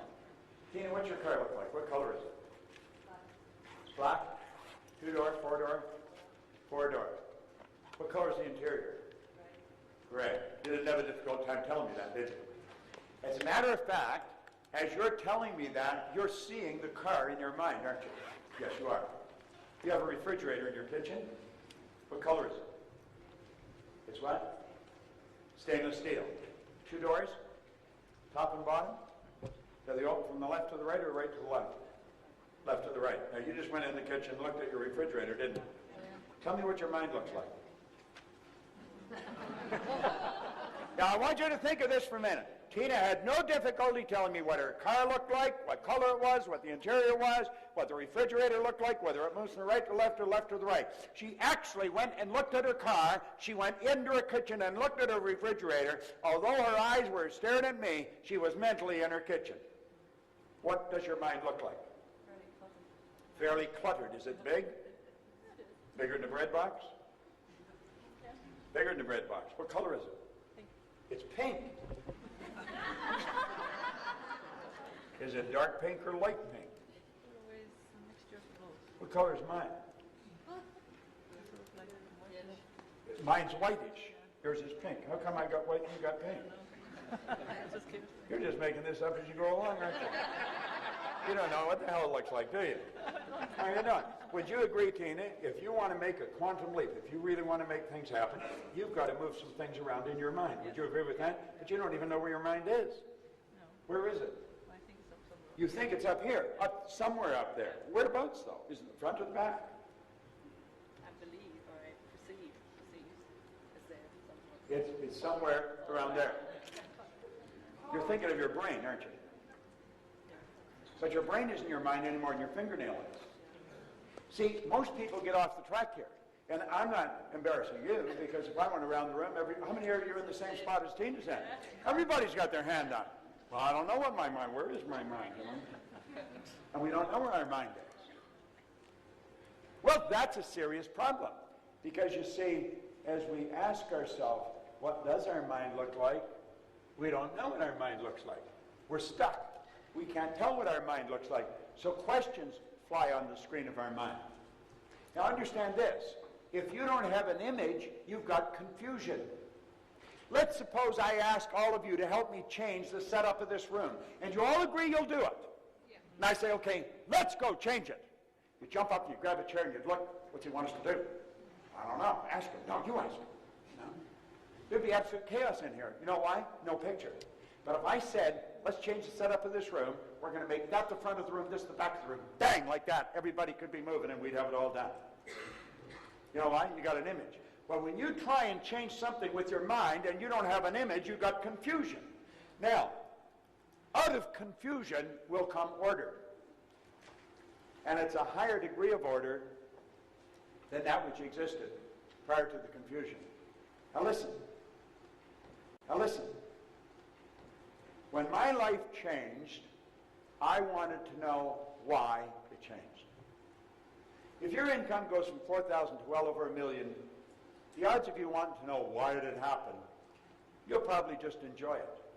But I was a bit of an oddball in that respect. I wasn't satisfied with just, I wanted to know why. Why me? I did not believe that there was some emotional or capricious God that picked me out from the crowd. I just didn't believe that. But I knew something happened. And I just said, well, I'm cleaning floors. But there was other people cleaning floors. They didn't enjoy the success I was enjoying. How come me and not them? Why was I so... I could go into a city and nothing flat. I'd have a business going. I wanted to know why. Because I wasn't even very bright. And I knew I wasn't very bright. There was all kinds of things about business I didn't understand. And so I started to look.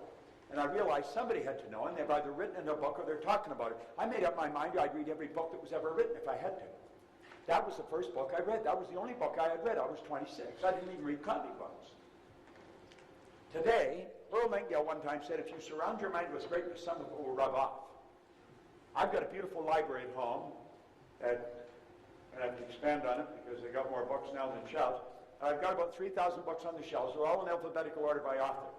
I got a small table that I put in the center of the room. That's my office. It looks out on a beautiful garden. I sit there and I'm surrounded by all this wonderful information. First thing I do when I get up in the morning, I go out and I just at random pick up a book and I sit down and start reading it. I want to study it. I want to expand my mind. I want to know more. Well, I want greater order. And all this studying, but I still couldn't tell you why I was winning and why others weren't. And for the same reason, corporations are stymied trying to figure out how come one will and another won't. Why does one person buy Sean's program and never even do anything with it? Another person becomes a multimillionaire. Now, there's very few that become the multimillionaire. There's a lot of people buy it. They don't know what I'm going to show you. You do know it. I'm going to show you, and I'm going to show you how you can change it. Yeah, there isn't one person in this room that couldn't become a not a million, million's not even much anymore, a multimillionaire, if you will do what I tell you. Now listen, I came here. I didn't have to come here. I wasn't looking for things to do. I had to get up at 5:30 in the morning and drive for 3.5 hours to San Francisco to fly here. And I've got to be in Toronto on Monday. I'm not just looking for things to do. When somebody asks me what makes me text, I want you to understand what I understand. Because I know that you're capable of enjoying a hell of a lot more life than you're enjoying. And the more money you have, the more freedom you can have. Money's only used for two things. It's not going to make you a better person. It's going to make you more of what you already are. If you're a miserable SOB, you're going to become worse. It's true. If you're a nice guy, you're going to become a nicer guy. Money is a magnifier. It's used for two things. One, it's used to make you comfortable. The more comfortable you are, the more creative you can become. The other purpose is to extend the good you do far beyond your own presence. I am doing good all over the world, and I'm not even there. I had a beautiful letter somebody gave me from Nairobi or somewhere. Who gave me that? Is there somebody here that gave me that, or from somewhere in Africa? What? At any rate, I'm helping people there. I haven't even been there. People in Australia, in Singapore, KL, Taiwan, India, Israel, Europe. How? Because I had the money to put the programs there. Now what that does helps me earn more money so I can do it in a bigger way. You don't take the money with you, but what you are is yours forever. Now think about it. Look at here. Dr. Truman Fleet was very involved in the healing arts way back in 1934. He said the mind is an activity. It's not a thing. However, we've got to have an image if we're going to have order in the mind. He was very involved in the healing arts, and he realized when you're treating the physical, you're merely treating symptoms. You're not treating the person. You're not treating the cause of the problem. So I said, you've got to get into the cause of the problem. You've got to treat the whole person. You've got to treat the body, mind, and soul. You've got to get the whole person. Yet he said, to do this, we have to have an image. So he said, since nobody's seen the mind, I'll make an image of the mind, and this is what he made. Now, a lot of people will look at that, and they'll sort of smile. I'm going to tell you, that is an absolute genius. I've been studying for 9 years trying to figure out why I changed. I had a guy sit down, and he drew that on a piece of paper. My whole world changed in a few minutes. He said, let that represent the mind and the body. Now, we know about the conscious mind, the subconscious, and the body. We read about it, but we really don't understand it because we have no image to work with. If you will let your head represent your mind, everything from the neck down represent the body. Now, the mind isn't just in the head. The mind's in every cell of your being. Mind is an activity. Body is the manifestation of the activity. Now, the conscious mind is the part that you think with. That's the thinking mind. That is what we call the educated mind. That's where the intellect is resident. But that doesn't do any of the work. That's the part school focuses on. They want you to gather all kinds of information. The subconscious mind is the emotional mind. That's the part that motors the body. If you don't get it into the emotional mind, you're never going to do it. And that's where the paradigm is, and it stops it. Let's look at it another way. This part of you can choose. It can accept or reject. It can originate information. This is a phenomenal mental tool we've got. I'll give you all these PowerPoints and you can edit them into the show. All right? If one of you guys give me a stick at the end here, a jump stick, I'll give them all to you. All right? So there you choose, accept or reject, originate. The subconscious mind operates quite different. It has no ability to accept, or it must accept. It has no ability to reject, and it cannot differentiate between what's real and what's imagined. Peter O'Toole thought he was Lawrence. He got the idea in there so strong, he mentally became Lawrence. He was not acting. He was living the part. Watch the great actors. They're not acting. They're living the part. That's what you want to do. You want to build a picture of how you want to live and then live it. And absolutely refuse to let anybody else's opinion sidetrack you. Life is short. It can be phenomenal, and you really want to live it. This is what this program teaches. Okay. I'm going to give you the information you need to reach that goal. You've got to say, I'm going to do this. Come hell or high water. I know I I don't know how to do it. Hillary didn't know how to get to the top of the mountain. I had the fortune of working with him on 3 different occasions. The only difference in him and you and me, he's a big guy. How did he get to the top of the mountain? He decided he didn't know how to get there. He went in 51, he failed. Everybody thought he was crazy. He's a beekeeper from Auckland, New Zealand. They said, you can't go up that mountain. Anybody who's ever seriously tried has died. Nobody's been up there. Here's so thin you can't breathe. He said, I'm going back. Well, then they got angry with him. And in 52, he went back. He didn't get to the top of the mountain. He failed miserably. But in 1953, he knew if he could see himself on the top of the mountain, he could get to the top of the mountain. He and Tenzing Norgay stood on the top of Mount Everest. There's been over 1,000 people do it since then. But he broke through. Look, when you say, I'm going to do it, and you make the decision, you don't have to know how, you will start to attract the thoughts and things that you need to do it. That's how you attract it. You make the decision, you move into the new vibration, you flip your brain onto a different frequency. This making sense? Yeah. Makes a lot of sense, doesn't it? You're not going to solve your problems on the frequency that you're thinking on. You've got to make some decisions. And they may seem radical to you, but you've got to make it. Look at this. This is your conscious mind. It's also referred to as the intellectual mind. There's the subconscious, that's where the paradigm is. Well, understand this. The law of attraction responds to the paradigm. That's why people wonder why they're not winning. God, they're studying and they're not winning. They've never changed the paradigm. They don't understand how to change the paradigm. They read the book. They said, I read that book. How many times did you read that book? I've been reading this copy since 1963, and I had one for a couple of years before that I was reading. I carry this, and I can't keep these in stock. I'd give you this, only it's Sandra Gallagher's book that I gave her a little note in it for. But I just keep reading it over and over again. Now look, here's the mind. There's the body. We'll break it into two parts, conscious, subconscious. Here's your sensory factors. This is the way we're raised. These are like little antennae, and almost all the information we get from outside world. We're not taught the inside world. You sort of fascinated the way I was reading your personality? Yeah. You were, weren't you? I could tell. Both of you were. Yeah. Would you like to be able to do that? Yeah. Well, you can do it. If I can do it, you can do it. See, we've got to get to the point when we see somebody else do something, we've got to know we can do it if we want to. I see many people doing things that fascinate me, but I don't want to do them. You know, like I watch Cirque du Soleil. I don't want to be one of those people that dive under the rafters into a little hole of water. But that's how we live. We live through these senses. Well, we've got to understand that our conscious mind is also our intellectual mind. And we've been gifted with intellectual factors. And the intellectual factors have the power to get rid of the paradigm or to change the paradigm. I don't think you get rid of it. You change it. You raise the bar. You've got these intellectual factors, the perception, the will, imagination, memory, intuition, and reason.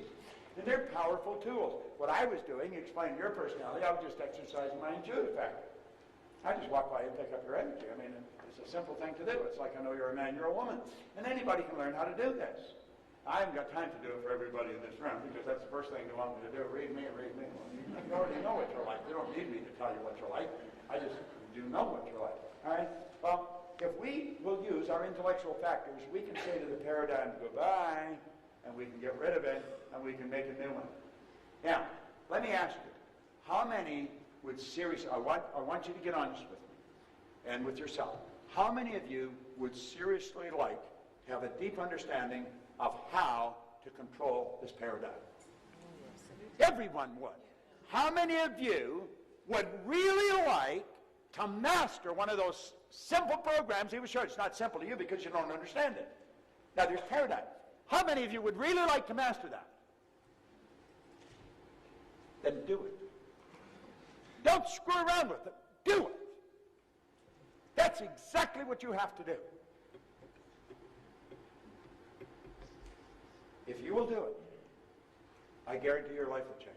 If you're taking notes, write this down. Brian at bobproctor.com.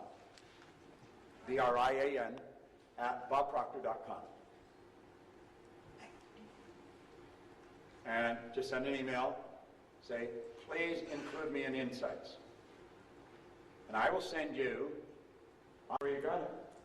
Can't you just imagine my mother saying, okay, Bob, I'm going to tell you this once. You better not screw up. Remember, your name's Bob. You and say, "Hi, I'm Harry. Who are you?" I don't know. Mother never told me.